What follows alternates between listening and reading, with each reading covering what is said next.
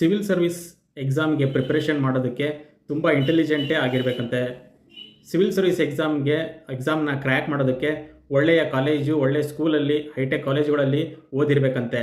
Civil service ಎಕ್ಸಾಮ್ನ clear ಮಾಡೋದಕ್ಕೆ ದಿನಕ್ಕೆ 18ರಿಂದ 20 ಗಂಟೆಗಳ ಕಾಲ ಓದಬೇಕು ಅಂತ ಹೇಳ್ತಾರೆ. ಸೊ ಇಂಥವೆಲ್ಲ ಹಲವಾರು ಮೂಢನಂಬಿಕೆಗಳು ಇವತ್ತು ನಮ್ಮ ವಿದ್ಯಾರ್ಥಿಗಳನ್ನು ಕಾಡ್ತಾ ಇದ್ದಾವೆ.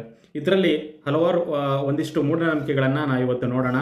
ಮೊದಲನೇದಾಗಿ ಸಿವಿಲ್ ಸರ್ವಿಸ್ ಎಕ್ಸಾಮನ್ನು ಓದೋದಕ್ಕೆ ಒಬ್ಬ ಇಂಟೆಲಿಜೆಂಟ್ ಪರ್ಸನ್ ಆಗಿರಬೇಕಂತೆ, ಟಾಪರೇ ಆಗಿರಬೇಕಂತೇಳಿ ಹಲವಾರು ವಿದ್ಯಾರ್ಥಿಗಳು ಈಗ ಆಲ್ರೆಡಿ ಭಯಪಟ್ಟಿರ್ತಾರೆ. ಅಯ್ಯೋ, ನಾನೇನು ಓದಲೇ ಇಲ್ಲ ನಮ್ಮ ಸ್ಕೂಲು ಕಾಲೇಜಲ್ಲಿ, ನಾನೊಬ್ಬ ಶತದಡ್ಡ, ನಾನು ತುಂಬ ಕಡಿಮೆ ಅಂಕಗಳನ್ನು ನನ್ನ SLC PUC ಮತ್ತು ಡಿಗ್ರಿನಲ್ಲಿ ಸ್ಕೋರ್ ಮಾಡಿದ್ದೀನಿ, ಈ ಸಿವಿಲ್ ಸರ್ವಿಸ್ ಎಕ್ಸಾಮ್ನ ಅದು ಹೆಂಗಪ್ಪ ಕ್ರ್ಯಾಕ್ ಮಾಡೋದು ಅಂಥೇಳಿ ಕನ್ಫ್ಯೂಸ್ ಆಗಿಬಿಟ್ಟಿರ್ತಾರೆ. ಮೊದಲನೇದಾಗಿ ನಾನೊಬ್ಬ ಇಂಟೆಲಿಜೆಂಟೇ ಆಗಿರಬೇಕು, ನಮ್ಮ ಕಾಲೇಜಿನಲ್ಲಿ ಟಾಪರೇ ಆಗಿರಬೇಕು ಅಂತಕ್ಕಂತಹದ್ದು ಒಂದು ಅತಿ ದೊಡ್ಡ ಮೂಢನಂಬಿಕೆ. ನಮ್ಮೆದುರು ಹಲವಾರು ಉದಾಹರಣೆಗಳಿದ್ದಾವೆ. ಅವರು SLC ಮತ್ತು PUC ಪರೀಕ್ಷೆಯಲ್ಲಿ ಫೇಲ್ ಆದವರು, ಡಿಗ್ರಿನಲ್ಲಿ ಫೇಲ್ ಆದವರು ಸಹಿತ ಸಿವಿಲ್ ಸರ್ವಿಸ್ ಎಕ್ಸಾಮ್ಗಳನ್ನು ಕ್ರ್ಯಾಕ್ ಮಾಡಿದ್ದಾರೆ. ಸೊ ಇದಕ್ಕೆ ಇರೋ ಮಂತ್ರ ಏನಪ್ಪ ಅಂತ ಹೇಳಿದರೆ, ಸಿವಿಲ್ ಸರ್ವಿಸ್ ಪರೀಕ್ಷೆಯ ಡಿಮ್ಯಾಂಡ್ ಅದು ಬೇರೆಯೇ ಇದೆ. ಅಲ್ಲಿ ಕೇವಲ ಇಂಟೆಲಿಜೆಂಟ್ ಮಾತ್ರ ವರ್ಕೌಟ್ ಆಗಲ್ಲ, ಅದಕ್ಕೆ ಅನಾಲಿಟಿಕಲ್ ಎಬಿಲಿಟಿ ಬೇಕಾಗಿರುತ್ತೆ, ಗ್ರೌಂಡ್ ರಿಯಾಲಿಟಿಗಳು ಗೊತ್ತಾಗಬೇಕಾಗತ್ತೆ ಮತ್ತು ಸೊಸೈಟಿಯಲ್ಲಿ ಇರ್ತಕ್ಕಂಥ ಹಲವಾರು ರಿಯಾಲಿಟಿಗಳನ್ನು ತಿಳ್ಕೊಳ್ಬೇಕಾಗತ್ತೆ. ಸೊ ಇದು ಅದಕ್ಕೋಸ್ಕರ ಯಾರು ನೀವು ಕಾಲೇಜಲ್ಲಿ ಟಾಪರ್ ಆಗಿರಲೇಬೇಕು ಅಂತಕ್ಕಂಥದ್ದೇನೂ ಇಲ್ಲ.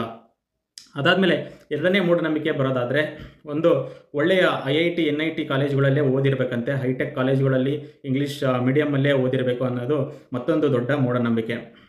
ನಮ್ಮ ಹಲವಾರು ಈಗ ಆಲ್ರೆಡಿ IAS ಆಗಿರ್ತಕ್ಕಂಥವ್ರು ಮತ್ತು KS ಅಧಿಕಾರಿಗಳಾಗಿರ್ತಕ್ಕಂಥವ್ರು ತುಂಬ ಬಡ ಕುಟುಂಬದಿಂದ, ಹಳ್ಳಿಗಳಿಂದ ಬಂದು ಸಾಧನೆ ಮಾಡಿರ್ತಕ್ಕಂತಹ ಹಲವಾರು ಉದಾಹರಣೆಗಳೇ ಇವೆ. ಸೊ ಆದ್ದರಿಂದ ಯಾರೂ ಸಹಿತ IIT NITಗಳಿಂದನೇ ಬಂದಿರಬೇಕು, ಒಳ್ಳೊಳ್ಳೆ ಇಂಜಿನಿಯರಿಂಗ್ ಕಾಲೇಜು, ಮೆಡಿಕಲ್ ಕಾಲೇಜುಗಳಿಂದನೇ ಬಂದಿರಬೇಕು. ನಾವು ನಮ್ಮೂರು, ನಮ್ಮ ತಾಲೂಕು, ನಮ್ಮ ಜಿಲ್ಲೆ ಇರತಕ್ಕಂತಹ ಒಂದು ಸಾಧಾರಣ ಶಾಲೆ ಕಾಲೇಜುಗಳಲ್ಲಿ ಓದಿ ಬಂದವರು ಅಂತಕ್ಕಂತಹ ಕೀಳರಿಮೆ ಇರಬಾರ್ದು. ಅದಾದಮೇಲೆ ಮುಂದಿನ ಮೂಢನಂಬಿಕೆ ಹೇಳಬೇಕಾದ್ರೆ, ತುಂಬ ಜನ ಅಂದ್ಕೊಂಡಿರ್ತಾರೆ ಅವರು ಡಿಗ್ರಿಯಲ್ಲಿ ಇರುವಾಗ ಈಗ ಯಾಕೆ ಓದಬೇಕು, ನಾನು ಗ್ರ್ಯಾಜುಯೇಷನ್ ಮುಗಿದ ಮೇಲೆ ಓದ್ತೀನಿ, ಇವಾಗ ಗ್ರ್ಯಾಜುಯೇಷನ್ ಮಾಡಿಕೊಂಡ್ರೆ ಸಾಕು, ಹೆಂಗಾದರೂ ಮುಂದೆ ನೋಡೋಣ ಅಂಥೇಳಿ ತುಂಬಾ ಲೇಸಿಯಾಗಿರ್ತಾರೆ. ಅವರಿಗೆಲ್ಲ ನನ್ನ ಒಂದೇ ಒಂದು ಕಿವಿ ಮಾತು ಅಂತ ಹೇಳಿದರೆ, ನೀವೇನಾದರೂ ನಾನು ಗ್ರ್ಯಾಜುಯೇಷನ್ ಮುಗಿದ ಮೇಲೆ ಮಾತ್ರ ಓದ್ತೀನಿ ಕಾಂಪಿಟೇಟಿವ್ ಎಕ್ಸಾಮಿಗೆ ಅಂಥೇಳಿ ಅಂದ್ಕೊಂಡಿದ್ರೆ ಅದು ಅತಿ ದೊಡ್ಡ ಮೂಢನಂಬಿಕೆ.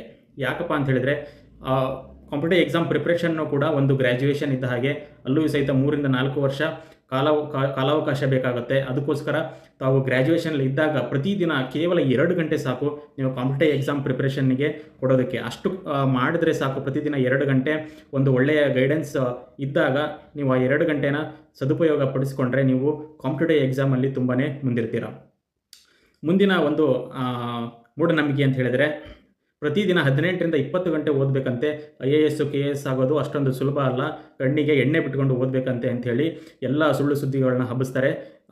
ನಿಜವಾಗ್ಲೂ ಹೇಳಬೇಕಂತ ಹೇಳಿದರೆ, ಯಾರೂ ಸಹಿತ 18ರಿಂದ 20 ಗಂಟೆ ವರ್ಷ ಇಡೀ ಓದೋದಕ್ಕೆ ಸಾಧ್ಯ ಇಲ್ಲ.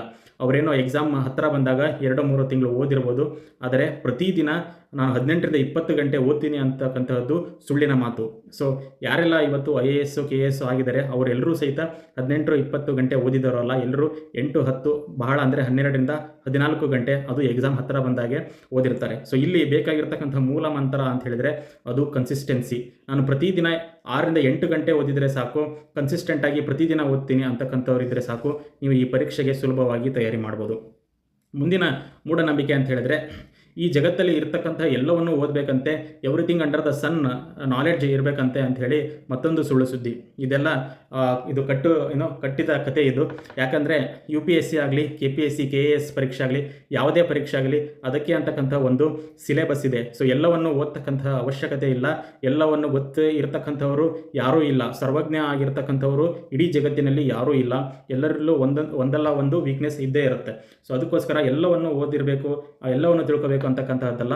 ಆದರೆ UPSC ಆಗಲಿ, ನಮ್ಮ KS ಪರೀಕ್ಷೆ ಆಗಲಿ, ನೀವು ಹಲವಾರು ವಿಷಯಗಳನ್ನು ತಿಳ್ಕೊತೀರ ಹೊರತು ಎಲ್ಲ ವಿಷಯಗಳನ್ನೆಲ್ಲ, ಹಲವಾರು ವಿಷಯಗಳಲ್ಲಿ ನಿಮಗೆ ಗೊತ್ತಿರಬೇಕಾಗತ್ತೆ. ಆದರೆ ಎಲ್ಲದರಲ್ಲೂ ಪರಿಣಿತಿ ಹೊಂದಬೇಕು ಅಂತಕ್ಕಂಥ ಒಂದು ಮನೋಭಾವನೆ ಏನಿದೆ, ಒಂದು ಮೂಢನಂಬಿಕೆ ಏನಿದೆ, ಅದರಿಂದ ದಯವಿಟ್ಟು ಹೊರಗಡೆ ಬನ್ನಿ.